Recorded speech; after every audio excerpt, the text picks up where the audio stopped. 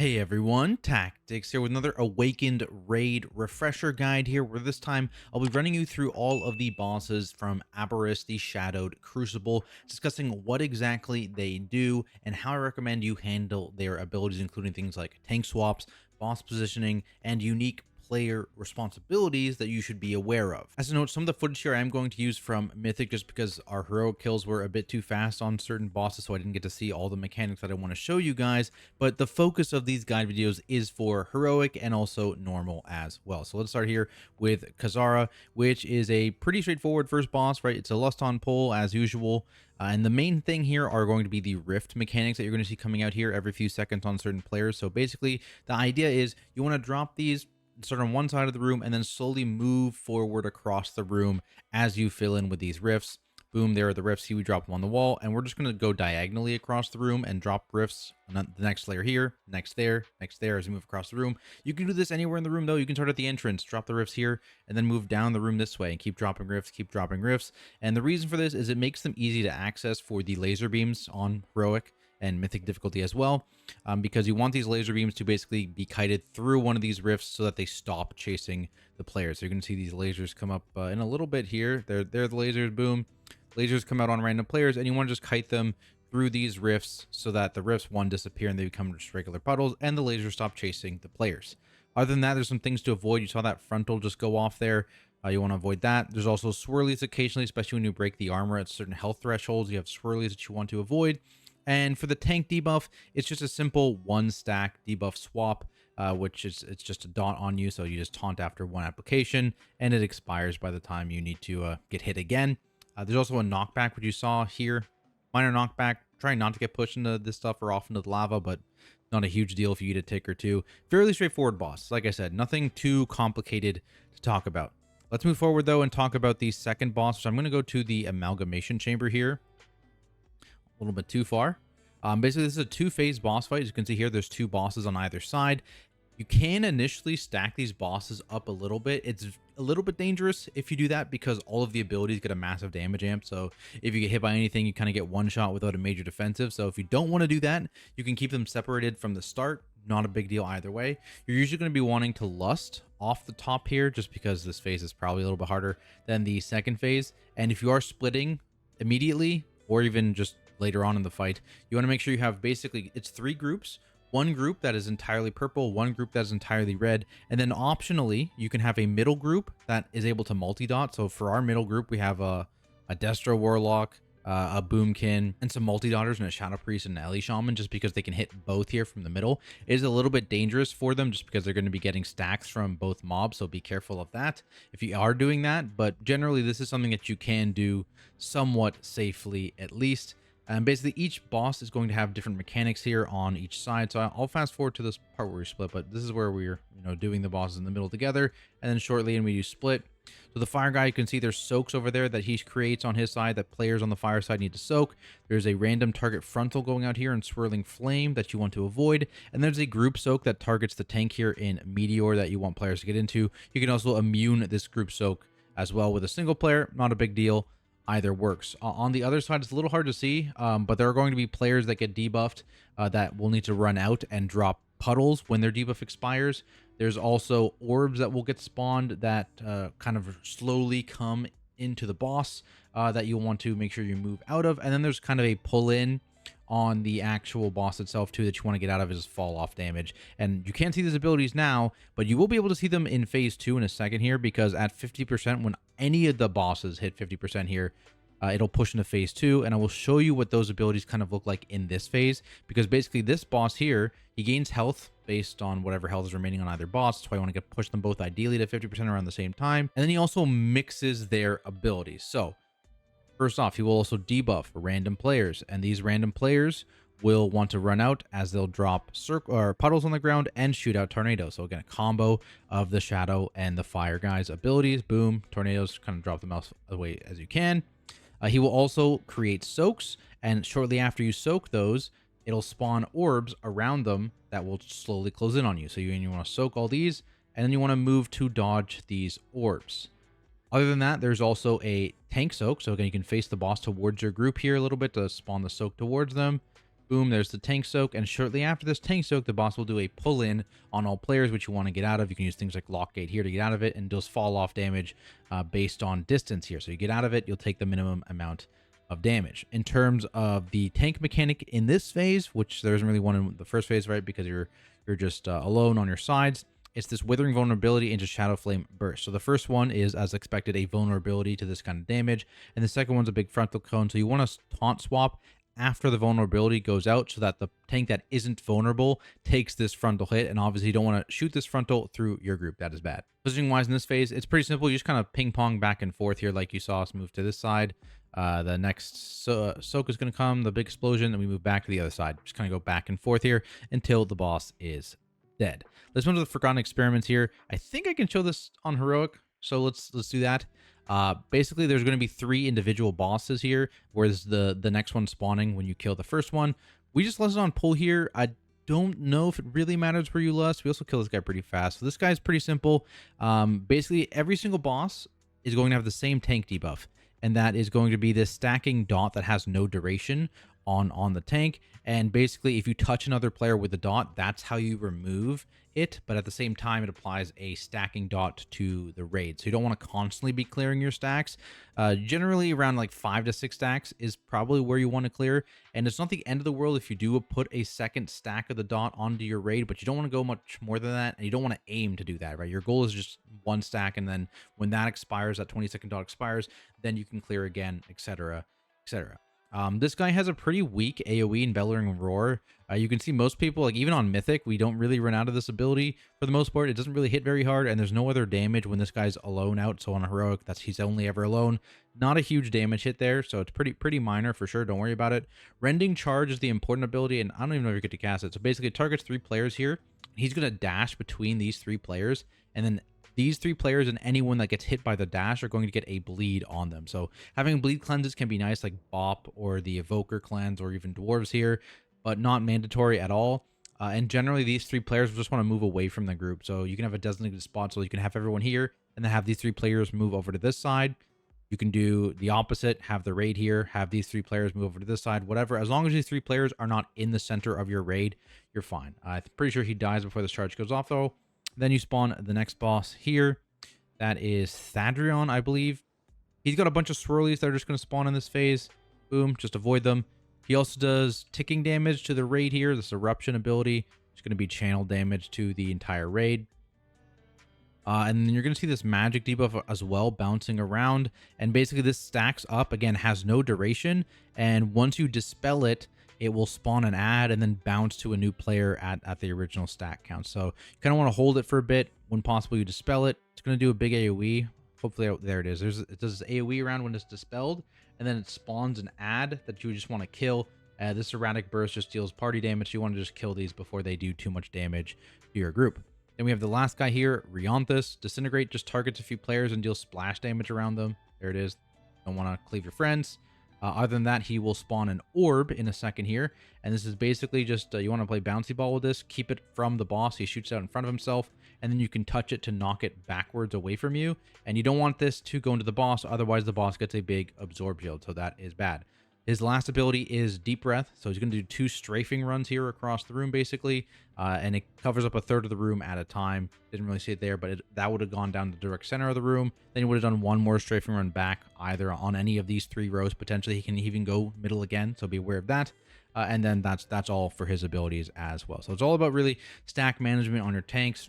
Don't go too high above like 6 stacks, and then try not to clear too often so that you put stacks on the entire raid, right? That is not ideal. And we have result of the Zaqali, which again I'll show on Mythic, but I don't even know if this is really a raid boss. It's kind of weird. Let me fast forward until we actually fight it. Oh, it's already dead. Okay, so here it is.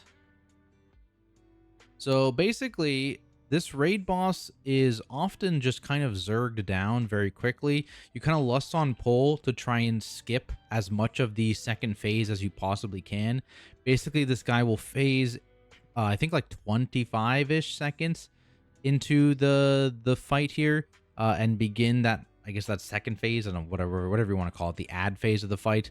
And then once he gets to, I believe, like 25% health or something is when he triggers the final phase and comes back, and you fight him again in the middle here.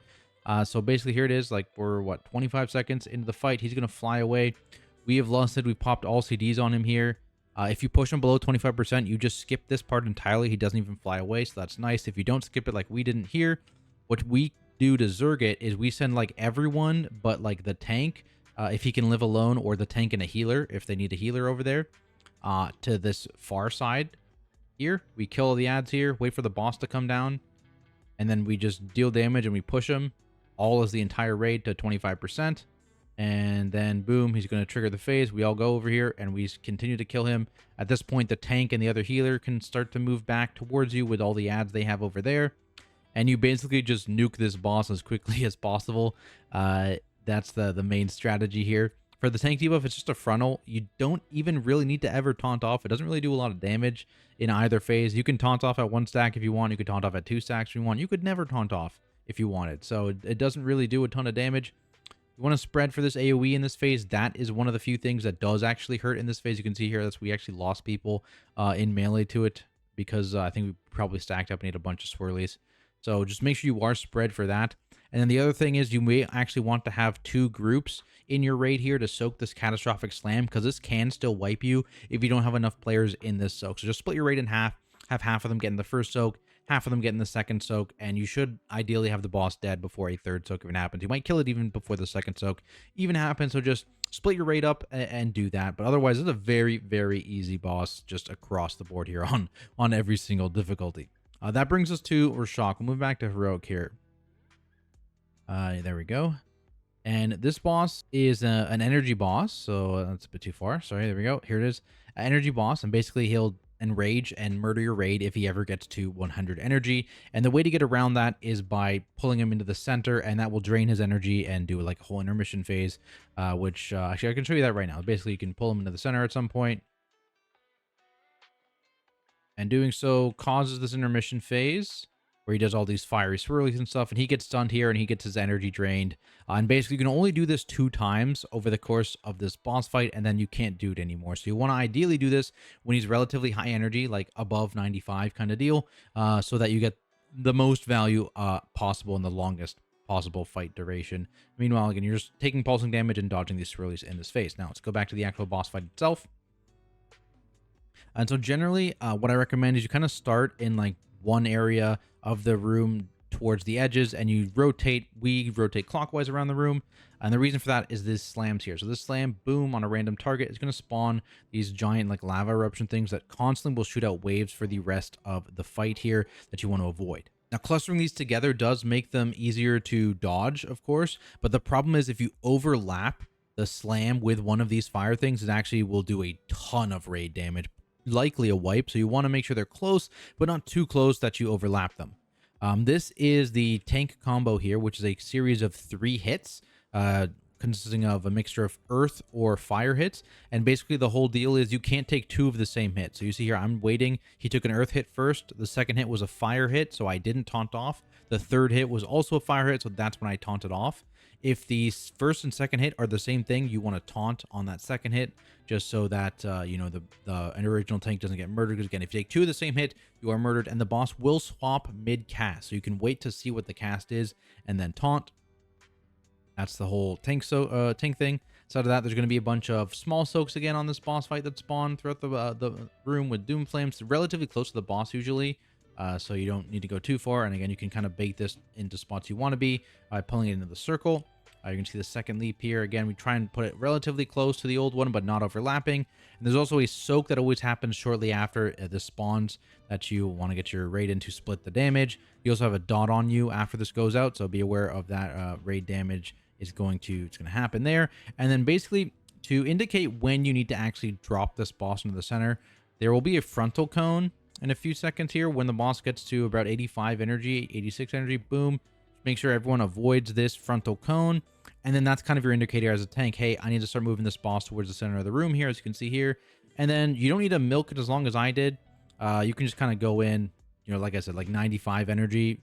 Feel free to just go in. Honestly, even 90 energy. Look at that. Like, it's not like we need to milk this. This is more like for Mythic, you want to milk it a little bit. But for Heroic, like, you're fine to go like immediately after that frontal goes off. You can just run them through to the center area and then immediately start the intermission phase and drain his energy there. And then just continue rotating along the side of the room, filling up this area behind you with these lava hits as long as the boss is alive. From there, we have Zskarn. So let's move forward to him. Picking up, there we go. And so basically, there's a few mechanics to be aware of on this boss fight. The big one are the traps. So basically, the two closest, scales vents in this room, whenever the boss casts his trap ability, are going to activate here. So you can see in a few seconds, these two traps likely are the two closest ones, and they're going to activate. And then also these smaller ones around the edges of the room will activate as well, and basically put this fire circle down that lasts for the rest of the fight. Touching the circle gives you a stacking dot, so you want to avoid it. Now, there is actually a way to remove these puddles, and that is from the Goliath Sentinel ads, whatever they're called. So occasionally these ads are going to spawn from four sides of the room. Enemy golems, boom. You kill these golems, and then you'll be able to loot them, and it'll give you an extra action button that gives you a one-time trap clear. So 4 of these spawn at a time, I believe. You just kill them all, and then you want to make sure that you are looting them, and you can use them to clear areas of the room. Now, let's talk about what just happened here. So there's a couple things. One of the main mechanics is dragon heads here. Basically, it's called Tactical Destruction, which is cast at 100 energy on Zskarn.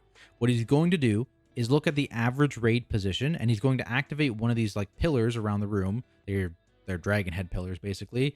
And one of them is going to be the center of the frontal. And that one is picked based on the average position of your raid. So you can see here, we're all clustered around this one to bait the first Tactical Destruction to cast from this dragon head, and then we will move across the room and essentially to where it's safe, right? So boom, this dragon head is going to be cast at 100 energy.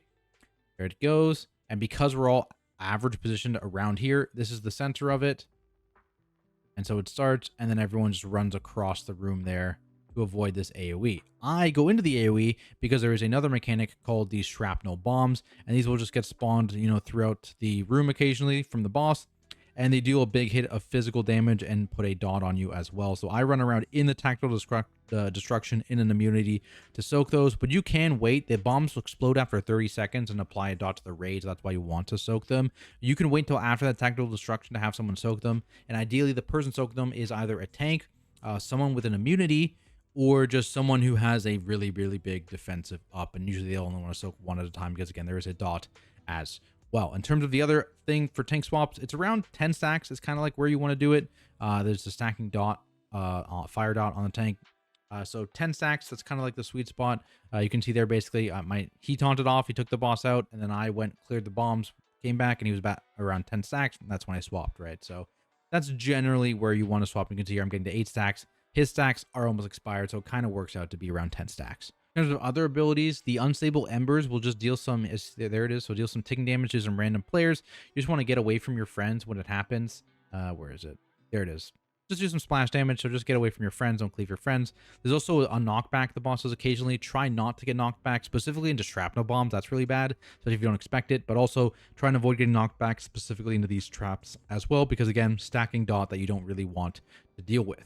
Other than that, in terms of positioning, like what I recommend is you come into the beginning here, fill in the edges of the room, bait it on a close by dragon head, and then move all the way across the room where it's safe. And then you can do a similar thing where you can like fill in this part of the room, and then you can basically ping pong back and forth between two sides of the room and just use those trap clears in case you ever have like a bad trap that you somewhere where you don't exactly want it, right? Because you can see here, right, this is kind of in the middle of our room here, so we could potentially clear this trap while I'm filling in spots here, assuming if the boss would live longer, right? That would give us a lane to kind of run back and forth.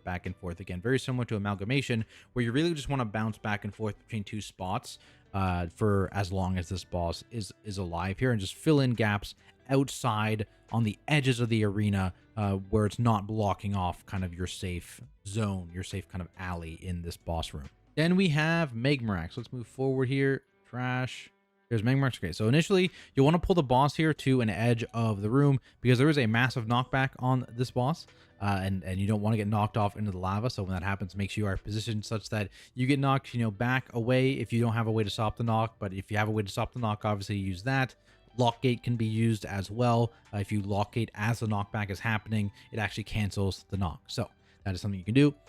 There's soaks on this boss fight here. Igniting Roar spawns a bunch of them, and you just want to make sure these get eaten up. It also puts a 1-minute debuff on you So technically you could have two groups of soakers so you don't keep rolling this debuff, but also it's not the end of the world if you soak with this debuff. It's not going to kill you, just maybe pop a personal if you have a debuff when you're already soaking, so be aware of that. Other than that, the main mechanic here are the lava pools from Molten Spittle. Spawns on 3 players for us. Basically, we just stack them up a little bit of ways from the boss and have the entire raid get in there. This spawns a bunch of lava, and we just kind of instantly soak them. I think we actually did hit the boss there and gave him 5 energy. Not a big deal because we have damage, but if your damage is kind of tight, you want to make sure you drop these far enough away from the boss that he doesn't actually get any energy from it, because the energy is basically your fight length. Boss that's max energy, that's the enrage. So you don't want to feed energy to the boss by having the puddles actually tick onto him. And you can see the damage wasn't too bad. This is what you would use, raid CDs on, like probably like even just one small mitigation CD, like on each of these hits is more than enough. But you can see there, we don't really need a ton. It's not a big amount of damage, so you can just hard stack these up, have your entire raid soak them, and then you can split up after that again after each soak. As you can see there, there's also a frontal that you want to be aware of and avoid. And then for tanks, it's a tank debuff and incinerating maws here. This basically is just a channel onto the tank that puts 3 stacks on you. Beware, there is 3 stacks, and he will move mid cast. So if you taunted like here, for example, you would refresh your dot to 4 here, and I would still have 2. So you want to make sure you wait till it's fully done before you actually do a taunt off. And this boss, that's pretty much it for this boss, right? It's a very straightforward kind of patchwork fight where you just kill the boss as quick as you can before he can actually kill you. And the DPS check does seem to be fairly lenient, just at least on normal and heroic. So again, just stack those pools up. You don't want, luckily the pools are far enough apart. There is a debuff that happens when you do soak the pools. You can see here I have 3 stacks. It auto kills you at like 15 stacks or something like that, but there's plenty of time for this to expire before the next cast, so it's not a big deal. Don't worry about that too much. Just be aware of it at the very least. That brings us to the second last boss. It's where these explanations are probably going to get a little longer. Echo of Neltharion. So to start, as you can see here, we are pulling like exactly where the boss is, using like Mind Tooth and Shrouds and stuff to kind of be in this area, because the boss does cut off the room through various like pattern of earth walls throughout the fight here, so be aware of those. That's why we started here, and we're going to be moving clockwise around the room. Now there are a couple abilities that you're going to be dealing with throughout the first couple phases, maybe even all 3 phases.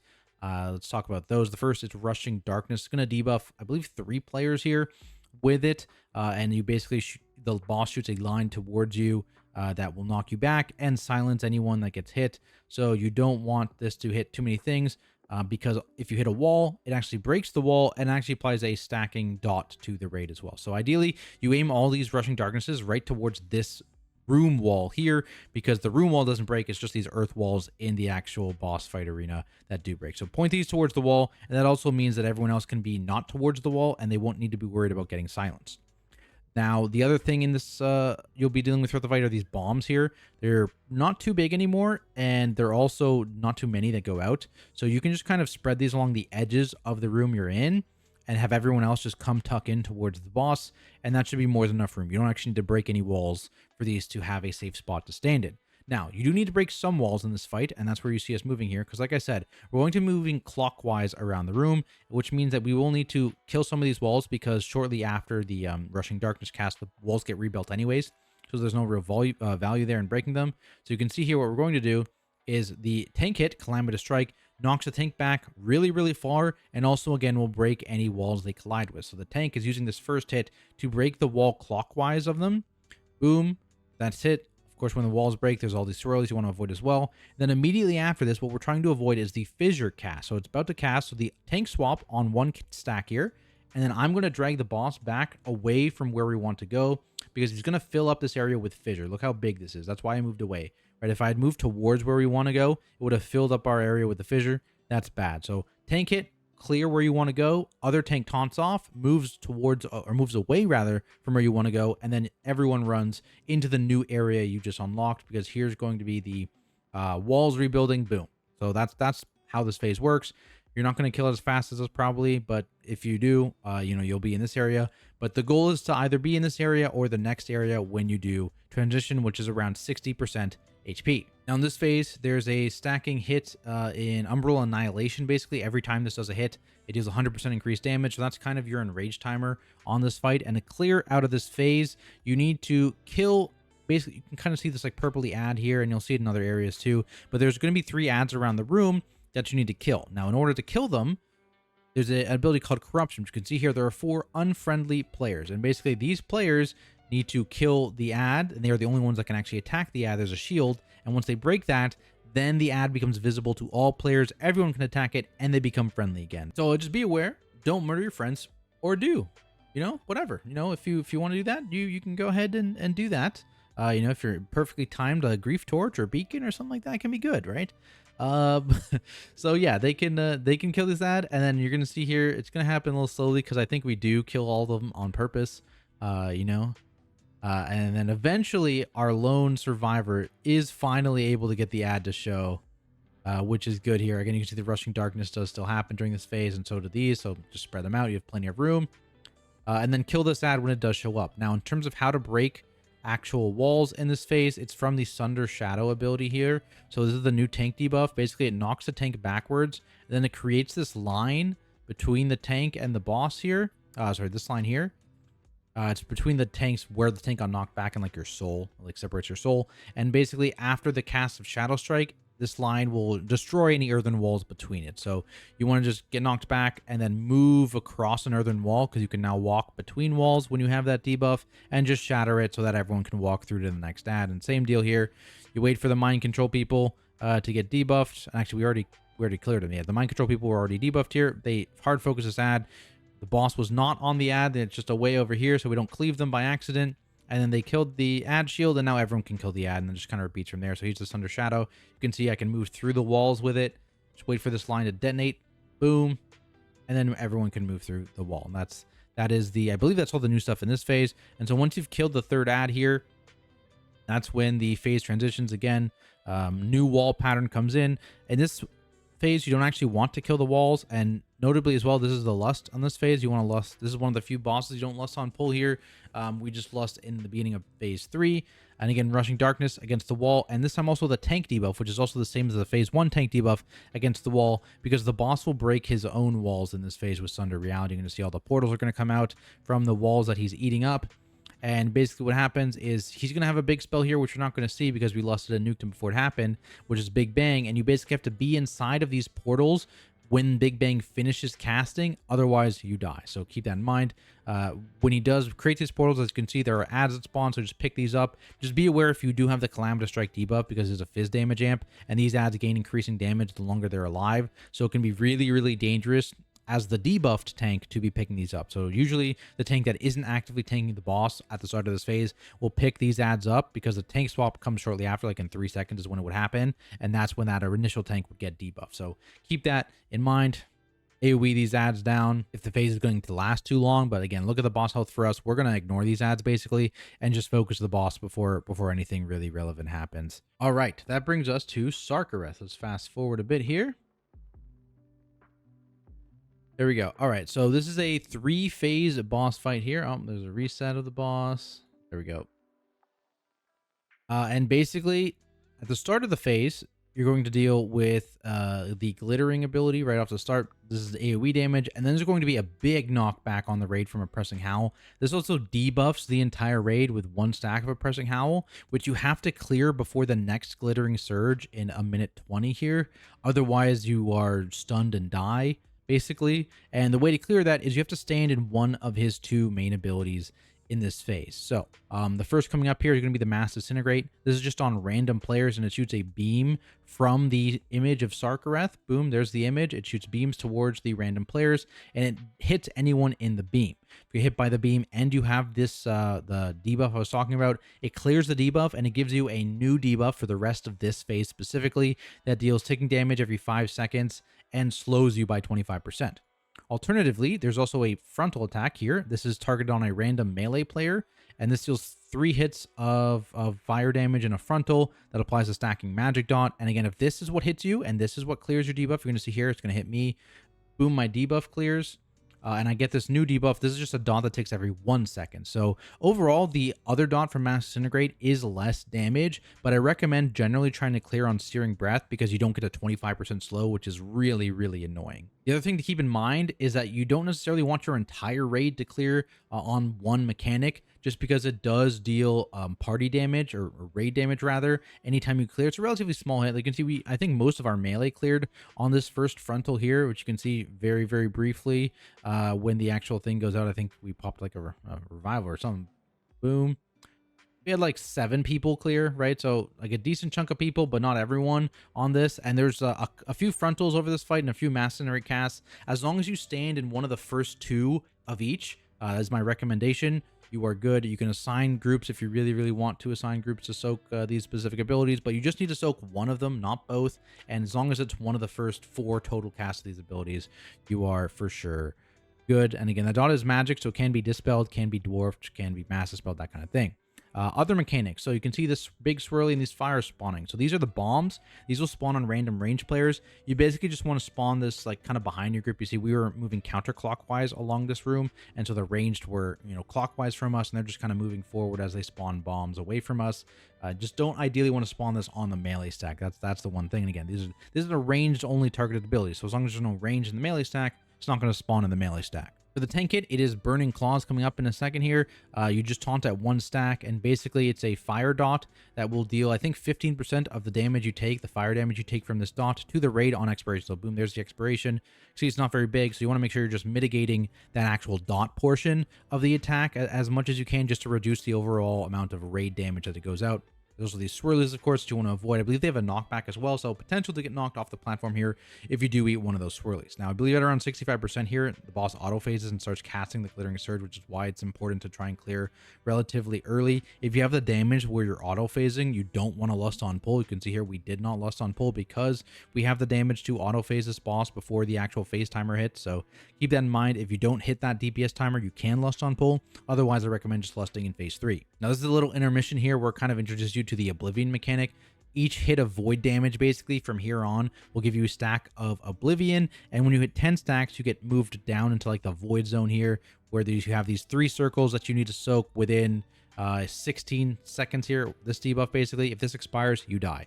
So you want to make sure you soak your 3 circles before that happens. And meanwhile, you see me going out here and soaking these little astral flares because this gives you a stacking haste and move speed buff. So I soak those up to 10 stacks, and then I refresh right before I come back up with my 3rd circle, well before I actually die down there. And this is the start of phase 2, so you make sure you want to have everyone up here and interrupt this boss before he actually finishes his cast, and then phase 2 starts. So a few new mechanics in this phase. This Abyssal Breath here targets the furthest player, as you can see, breathes towards them, and spawns some adds as well as some puddles along the ground here. So you want to pick up these adds, and you want to keep them interrupted or CC'd because they will do some extra raid damage. And you can see they have a buff here. That buff on them heals them constantly every second, and it's removed by having them stand in these circles here. These are Desolate Blossoms, I believe what they're called, and those are spawned on melee players. So like the bombs in P1 were on ranged.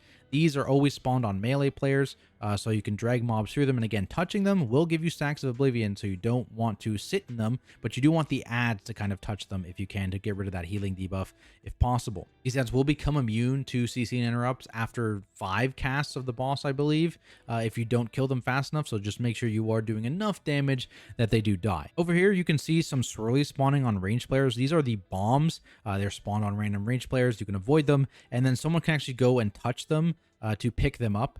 Boom, bomb, someone runs over, touches them, picks them up, and basically these will explode on the raid after 20 seconds for some pretty substantial raid damage. Not necessarily going to wipe you, but very, very heavy. And one player can actually, again, pick them up and step into the void puddles from the breath or from the Desolate Blossoms and be sent down to the void zone, where when they expire, they'll detonate and not do any damage to the raid. So that's what you want to do, have people assigned to pick up these bombs when they do actually spawn. They spawn in pairs. The other ability in this phase on Heroic specifically is this Infinite Duress magic debuff. Is going to go out on a random player, and it's going to be a 30-second dot that when expired or dispelled will knock players back. So you can see here, we have the player just run out to the edge of the platform. Everyone else is inner here, and so they'll get knocked this way towards a safe spot, not this way off the edge kind of thing, right? So boom, he goes out, we wait, we call the dispel, and then we get dispelled, and everything is good. The tank debuff, as you saw there, in this phase, again, you will swap at 1 stack. It's a Void Claws, and now instead of doing radiating raid damage when it expires, it does a 20-yard AoE when it expires. So again, it's a dot. And then you'll see once it starts getting low, it shows the big circle around the tank. And then when it expires, it does a big explosion. So just move out as the tank before that expires and you are good. Now, phase 3 again happens either on a timer or at 40% health, depending on how fast and how much damage you have. And there's kind of a couple ways to deal with this initial kind of transition into the phase. Basically, there's this big mechanic, which you'll see here in a second, called Ascension, which is a 30-yard AoE around the boss here. You'll see it in just a second. And that's something you need to avoid. After Ascension goes off, it spawns astral formations on the ground on any players that are currently upstairs. So if you're in the Void Zone, these don't spawn, and you also, as you see there, are immune to the damage of Ascension in the Void area, right? So I'm sitting in the middle of this. I take no damage from this explosion, which means there's a couple ways for you to handle this transition. You can either, one, have all your players, or as many players as you can besides the tank, you don't want the boss to reset, move down after during the transition here. So you can see the boss is transitioning, and we have a bunch of players step into the blossoms here to get to 10 stacks and move them down into the the void area so they can get a haste buff while this stuff is happening upstairs. You don't need to do this. This is just something you can do. It's what people do on Mythic, but not necessary at all. What else you can do is you can have this spawn in the middle of the room by taking the boss there, and then you can move to the southern side. You can see anyone upstairs was on the southern side of the platform as much as they could be. We got one straggler there, astral formation, but you want to spawn these astral formations on the southern side of the platform because of the Scouring Eternity cast. Basically, this always comes from the shattered mirror on the wall that the boss, maybe you saw that during the intermission. Basically, he shatters a mirror, and it always comes from the shattered mirror, which is on the south side of the room. So by putting these rocks on the south side of the room, you're going to see they make this line, and that is the safe zone for this line. You know you're in it because you no longer get pushed back. You get pushed back if you're not in this line. See that I'm not in like the line animation, but it extends all the way down the platform. So as long as you're not getting pushed back, you're safe. And you want to be behind this because otherwise you basically get sent off the platform and take lethal damage rather from this Scouring Eternity cast. So be aware of that. Now, this cast also does unavoidable damage based on the number of astral formations up. So you don't want to necessarily have a billion of these up. When they happen, boom, that's the damage we have. It's not a ton if you don't have a ton of these astral formations, but it adds up quickly, right? So you can actually eliminate some of these casts with one of the actual soaks on this boss fight. And that's called Embrace Nothingness. I think we saw one earlier. Yeah, there it is. So this boom, the soak here, this will destroy any meteors in it. I believe there was that meteor in the center that we destroyed to kind of clear up our space here. And basically, you want to get in that soak, you'll split the damage, and you get out of this black hole because that is scary and lethal. So you get out of that, and this will kill any astral formations that it hits. So you can use it to clean up some astral formations that you don't necessarily want. Infinite Duress and the bombs still happen in this phase, so you still need to have players assigned to taking those bombs, taking them down. You still need to make sure the Infinite Duress person goes to somewhere safe. Like, you don't necessarily need to put them on the edge here. You could put them, over towards this way and have the rest of the raid get knocked back a little bit towards the edge. Whatever it is to knock people knocked off. And for the bombs, to get act down in this phase, you can do two things. One, you can stand in this puddle around the astral formations. That deals pretty heavy damage, though. So you may not only want to do that if you only need like a stack or two. The other thing are these swirlies. These swirlies actually give you 5 stacks per swirly. So they give you a lot of stacks. So one, you want to avoid them if you don't need to go down.